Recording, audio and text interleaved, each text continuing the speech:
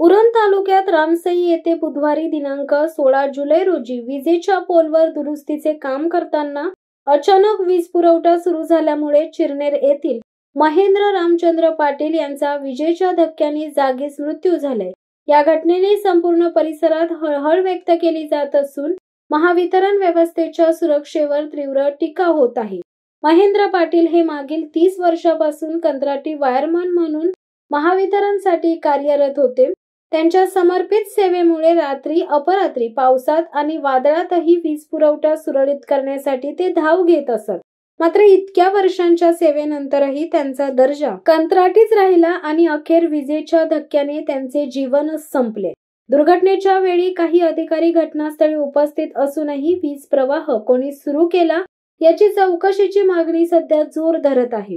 पोलवर काम करणाऱ्या कंत्राटी कामगाराला सुरक्षितता न पुरवता वीज पुरवठा सुरू ठेवण्यात आल्याचा आरोप आहे। स्थानिक नागरिकांनी ही गोष्ट खून सदृश्य बेपर्वाई ठरवत संबंधित अधिकाऱ्यांवर फौजदारी गुन्हा दाखल करण्याची मागणी केली आहे।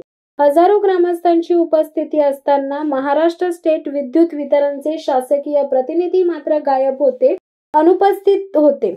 यावरही तीव्र नाराजी व्यक्त करण्यात आली आहे। कुटुंबाला न्यायाची अपेक्षा असून आंदोलनाचा इशारा दिलाय। मृत पाटील यांच्या पश्चात पत्नी, मुलगा, मुलगी आणि वडील असा परिवार आहे।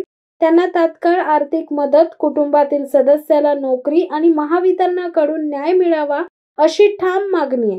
या प्रकरणात उच्चस्तरीय चौकशी न झाल्यास उरण तालुक्यातील कंत्राटी कामगार एकवटून तीव्र आंदोलन छेडतील असा इशाराही ग्रामस्थांनी दिलाय।